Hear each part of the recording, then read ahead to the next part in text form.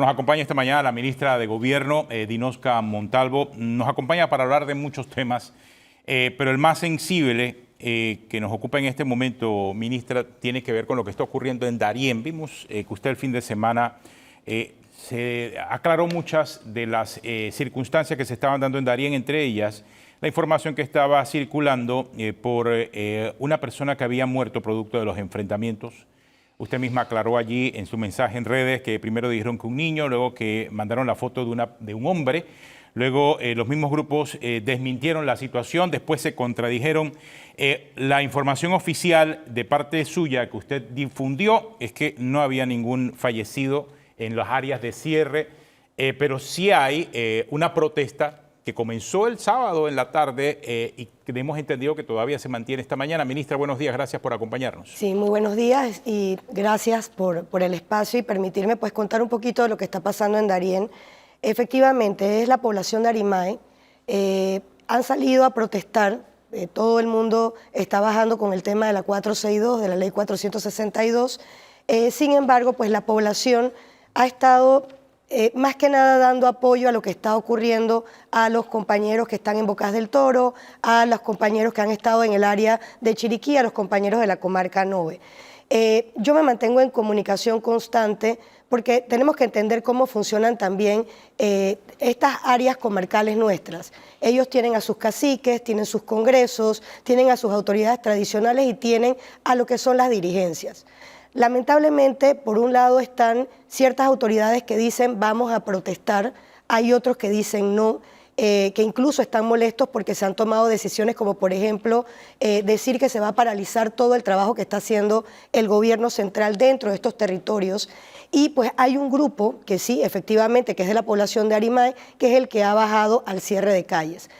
Por un tema de una protesta. Más allá de eso, lo que a nosotros nos preocupa es que al no ser acompañados por la totalidad de la comunidad, empiezan entonces a tumbar lo que son los árboles que han lastimado, por ejemplo, el tendido eléctrico, dejando a la comunidad, la población de ellos mismos, prácticamente sin electricidad en muchas de las áreas, que eso genera un temor, eso genera miedo. Igual nos pasó con la comunicación.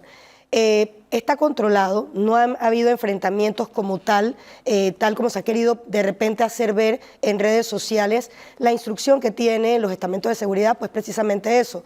Lo que se tiene que hacer es mantener a la gente sin que cierren la calle, incluso impidiendo que de alguna u otra manera pongan en peligro su propia vida. Ahora, ministra, usted dice que no ha habido enfrentamientos, pero los videos que han circulado en redes sociales indicarían otra cosa. ¿De dónde están saliendo estos videos entonces? Mira, cuando están en ese tipo de protestas, sí, se llega de repente a una situación donde uno tira una piedra, donde se van formando este tema y a veces, lamentablemente, parecieran cosas que hasta se programan en ese momento. Entonces, yo he estado en situaciones donde estamos conversando bien, pero en ese momento hay un interés de grabar y empezamos a subir la voz, a levantar la voz, a hacer. Yo estuve, mientras que se estaban dando los cierres, por ejemplo, yo estaba atendiendo a otro grupo que estaba viendo la transición en el Ministerio de Gobierno que se estaba dando con la nueva viceministra y el viceministro saliente. Entonces, sí, sin duda, hay una situación, hay un punto de cierre, hay personas que están descontentas, están manifestando, hay otro grupo que no quiere lo que se está dando ahorita mismo porque no consideran que deben formar parte de lo que está ocurriendo. Sin embargo, sí, vas a ver situaciones donde uno va a tirarle una piedra a un policía, va a haber alguna reacción, va a haber algún tipo de movimiento. De repente vienen en masa, se tratan de ubicar para cerrar y se va a dar ese tipo, pero de parte de la policía, de que haya habido alguna situación, de que se ha ido contra ellos de una manera violenta o como lo que estuve viendo yo en redes, eso no ha pasado. Y mucho menos ha existido en este momento una persona fallecida. Ministra, yo creo que el Ministerio de Gobierno es el que mejor conoce las comarcas y las comunidades indígenas.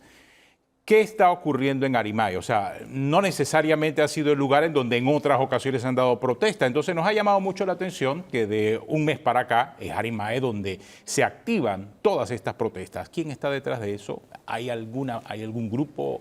¿Hay algún interés particular en activar esta región? Mira, Arimae es una comunidad que de hecho Estuve muy de cerca, antes de que ellos salieran, el día anterior a que ellos sacaran un pronunciamiento, incluso estuvieron trabajando con todo el equipo del Ministerio de Gobierno para entender la realidad de esa comunidad. Esos son territorios colectivos, pertenecen a lo que es tierras colectivas y está muy pegada al área de Darién. Esta comunidad específicamente fue muy impactada con el tema de la migración y sobre todo había una materia de seguridad que ellos nos decían que era importante. Yo recibí llamadas de personas que estaban o tenían familiares dentro de la comunidad precisamente por estar incomunicados o por el tema de la luz, porque tenían temor. O sea, el no tener luz los pone o los expone a una situación que de verdad nosotros no quisiéramos tener que lamentar el día de mañana, porque sí hay conflictos que son mucho más profundos, heredados de esa migración ilegal que en algún momento se dio. Hay un tema con la juventud que está allí, que fue impactada, que de alguna manera fue tomada por estos grupos y en vez de estar estudiando los tenían era transportando migrantes ilegales. ¿Quién está en estos momentos? Pues sí sabemos que han entrado personas de diferentes sindicatos a solicitar el apoyo, a llevar algún tipo de respaldo para que se sumen a las protestas, y a nosotros también nos llama la atención, a mí me llama profundamente la atención porque precisamente con ellos estuvimos trabajando para sacar proyectos que no se les había cumplido en su momento y después vemos pues que existía este tipo de pronunciamiento. Arimae no tiene una situación más que estar siendo atendida en este momento por el gobierno Ahora central. usted dice sindicatos que llevan respaldo. ¿Qué sindicatos y a qué se refiere usted con respaldo? Bueno, sabemos que han ido para por lo menos transporte, logística, poderlo llevar, porque bajar de esas comunidades no es fácil. Sacar a la gente de esas comunidades no es sencillo. Y sí sabemos que se estuvieron reuniendo pues con representantes de Suntra que fueron allá con la excusa de explicar cuál era la lucha, cuál era el movimiento que estaban haciendo, y empezaron pues a traer gente más cerca del área de Darién para poder hacer los cierres. El que conoce el área de tierras colectivas sabe que eso definitivamente no es fácil movilizarse. A pie eso no es tan sencillo como parece, toma tiempo. Incluso cuando yo he querido ir a hacer giras que estábamos organizando para allá, el mismo cacique en su momento me dijo, vamos a tener que esperar por la condición del clima, porque el manejarse en esos territorios es complicado. Y sí, sabemos que los están de alguna manera aupando a entrar en una situación, en un conflicto que no es de ellos, que al final lo que más me preocupa a mí, entendiendo y conociendo la realidad de los territorios indígenas actualmente y la necesidad que tienen ellos de que sigamos llegando a resolver problemas puntuales, no quizás por la dirigencia, no por los caciques, más que nada por los jóvenes, por los niños, por la misma comunidad que es la necesitada.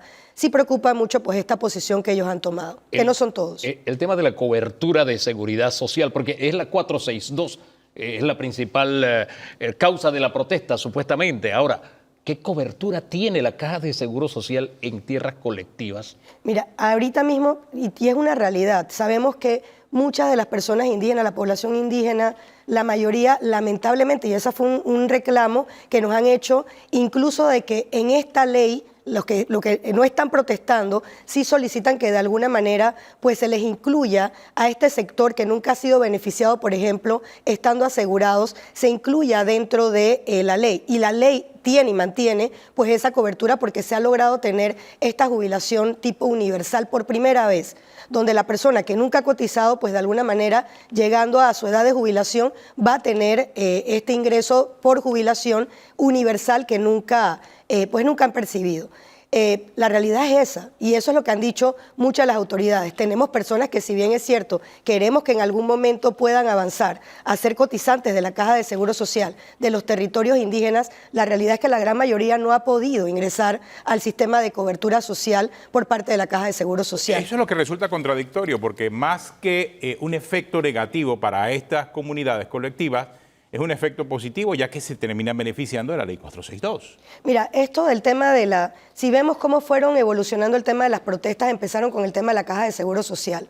Posteriormente empezamos a hablar de un tema de una apertura de la mina que ni siquiera en este momento está al 100% en el tapete, porque existen situaciones que se están resolviendo, tenemos arbitrajes internacionales, no hay retiro de demandas, o sea, hay cosas que no están pasando, pero llegas de repente a estas tierras y les dices, no, van a venir y te van a tomar tu tierra, te van a abrir una mina. No hay ninguna mina que se esté viendo ahorita mismo en ningún territorio indígena. Nadie ha entrado. Los temas que hay es la mina que estaba abierta en su momento, que hay que tomar alguna decisión y se tomará en su momento qué es lo que se va a hacer, se comunicará, pero en realidad los territorios indígenas, salvo lo que estaba ocurriendo con los bananeros en su momento en Bocas del Toro, ninguno estaba impactado por la situación que se estaba dando. Bien, hay una comisión de alto nivel en Bocas del Toro. ¿Qué se va a hacer con Arimae? Con Arimae nosotros estamos monitoreando si hay algo que yo no voy a dejar de hacer, y yo se lo he dicho y se lo he manifestado, incluso a los caciques que hacen sus pronunciamientos igual, ellos tratan de mantenerse en contacto conmigo y se lo he dicho, yo no voy a renunciar al trabajo que se está haciendo en las comarcas.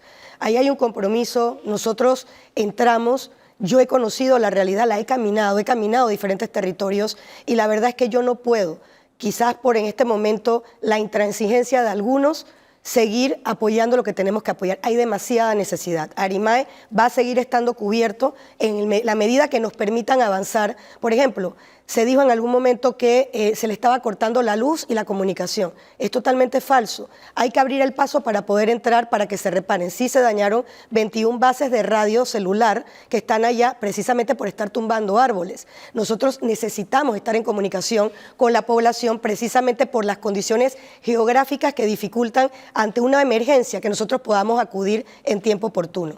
Pero nosotros vamos a seguir monitoreando y yo voy a estar pendiente de los territorios indígenas como se ha hecho hasta este momento y no voy a renunciar a mi presencia en esos lugares con ellos. No, y usted acaba de decir que antes que comenzaran estas protestas, las primeras de hace una semana y media en Arimae, usted había estado allí.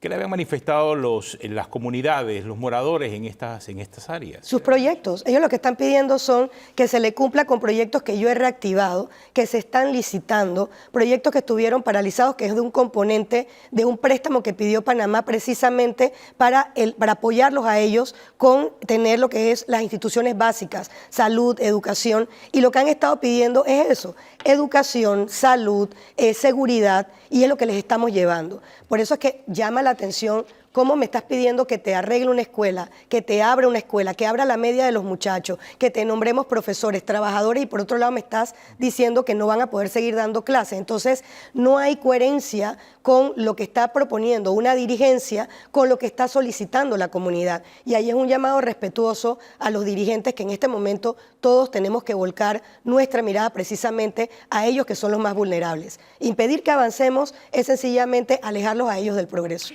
Usted habla de que se está en un monitoreo constante y lo tomo como parte del gobierno y del país en general, porque este fin de semana vi movilización en Tierras Altas. Evidentemente, la inmensa mayoría de personas que no habitan o no son habitantes, pobladores de Tierras Altas. Alguna acción nuevamente como hace 3 años, 2 años en Tierras Altas significaría un golpe a la yugular a la economía nacional. De allá vienen las legumbres, muchos de nuestros alimentos diarios vienen de allá. ¿Ustedes están monitoreando la situación en Tierras Altas? Totalmente, y mira, yo creo que esto, si algo ha tenido el señor presidente, es que él ha sido bastante prudente a la hora de tomar una decisión de cómo vamos nosotros a abrir. Él lo dijo bien claro, nosotros tenemos la obligación de garantizar el libre tránsito, de que no se den situaciones como las que se están dando. Es lamentable lo que está pasando en este momento en Bocas del Toro y parece que no hemos entendido la realidad que viene para esa provincia. 7.000 empleos que se pierden no es poca cosa, es una suma muy importante, los empleos indirectos que están allí y a la condición que están arrastrando la intransigencia de un sector que en este momento se mantiene en la calle sabiendo que lo que ha hecho la empresa es sencillamente desvincular o despedir a la gran mayoría de trabajadores que están allí. O sea, ¿qué estamos peleando si lo que está a punto de perderse es precisamente la fuente de ingresos que es la empresa, que está por retirarse del país, que está hablando de que los despidos van a ser masivos, que ya no aguanta? Entonces, ¿cuál va a ser el fundamento de esa discusión? El gobierno ya en este momento está, nosotros tenemos también que ver por el interés y velar por el interés de las mayorías. Y el interés de las mayorías, Bocas del Toro todos los días está reportando, por favor abran las calles, por favor no nos abandonen, por favor estamos secuestrados. Entonces no podemos, sobre pretexto de que no se entienda que es una confrontación más allá, porque va a pasar, eso no va a ser fácil. Pero nosotros no podemos, por evitar que de repente alguien venga, se ponga violento y que se le tenga de alguna manera que someter para volver y mantener la calma, tener y mantener prácticamente secuestrada la provincia por este grupo, que no representa la gran mayoría. Entonces, nosotros vamos a estar tomando decisiones el día de hoy de cómo vamos a manejar todos estos temas, porque lo que ocurrió en otros tiempos no se va a volver a repetir. Ministra, disculpe, estamos recibiendo imágenes de Chiriquí, en la comunidad del Salado. También son grupos de comunidades originarias. Mire, acaba de ocurrir algo muy similar a Darién. Talaron unos árboles, los han puesto sobre la vía. Esto es en Chiriquí. La información que tenemos de la policía, Tolé y San Félix, que habían tenido cierres similares más temprano, ya está abierta la Panamericana. Y me imagino que camino estarán a El Salado. Esto está ocurriendo en este momento, información que estamos recibiendo en directo allá en Chiriquí, comunidad del Salado, allá en Remedios, en Chiriquí, con Jaime Saldaña, donde se acaba de dar ese cierre. El modus operandi es muy similar, talan, depositan entonces el árbol sobre la vía, se da el cierre, muy similar a lo que ocurrió en el 2023, muy similar a lo que ocurrió en el 2022, se repite ese modus operandi y son comunidades indígenas, ministra, las que están también participando en esto, por lo que veo. Mira, y si ves allí, ahorita mismo la cantidad de personas que hay en el lugar no son muchos. O sea, son grupos que están llegando, son focos que están llegando directamente a eso, a tumbar el árbol, impedir el tránsito, y nosotros no lo podemos permitir porque el resto, el que está en ese tranque ahorita mismo, son personas que en algún momento nosotros tenemos que recordar lo que pasó cuando en Chame se dio una situación bien compleja, bien complicada, que alguien perdió el control. Nosotros no estamos dispuestos a permitir ni siquiera lo que están protestando sin entender por qué lo están haciendo y el riesgo que están poniendo su vida, que ellos se mantengan haciendo eso en la calle. No son grupos grandes los que están haciendo este tipo de interrupción del tráfico en estos momentos, no son los territorios indígenas los que están en la calle, porque en eso yo quiero ser enfática. Si de verdad la población indígena se estuviese manifestando en este momento y estuvieran en las calles, Panamá estaría trancado.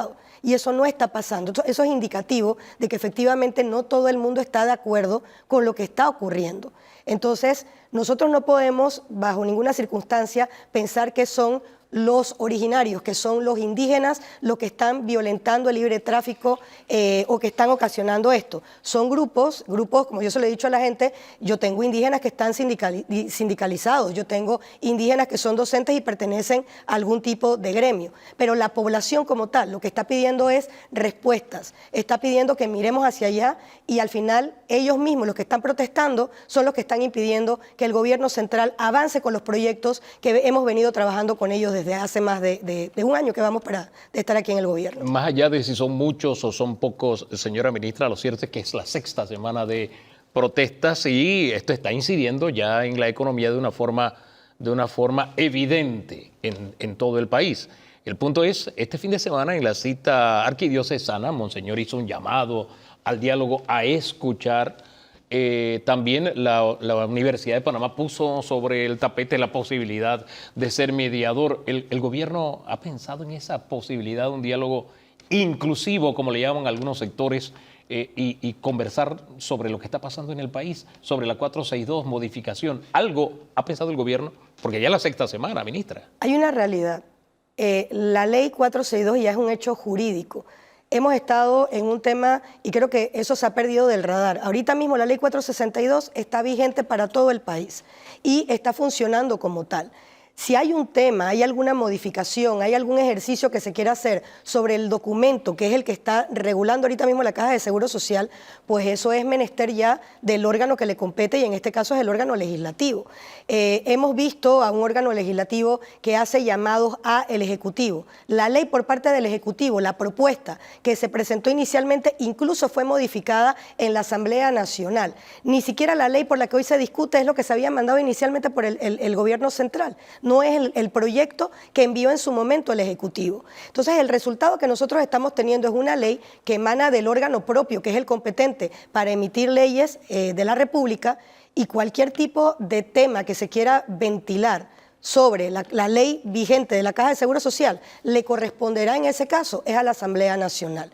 Lo que ya tenemos está de que el gobierno no haya buscado vías del diálogo, ahí tenemos la muestra. Existe una comisión de alto nivel, ministros que están en este momento en Bocas del Toro, pero nadie puede hablar cuando una parte tiene las manos abiertas y la otra el puño cerrado. O sea, es todo o nada y eso no es una negociación porque al final no puede ser que se sigan imponiendo las decisiones de algunos pocos o de grupos muy puntuales sobre el interés de la mayoría. Así tampoco funciona. O sea, ese punto de que me das todo, yo consigo todo, arrodillamos al Estado y nosotros vamos a estar mandando siempre por encima, y cada vez que yo quiero conseguir algo, sencillamente voy a tener al país bajo amenaza. Yo creo que tampoco es lo que quiere el país ni lo que necesitamos nosotros.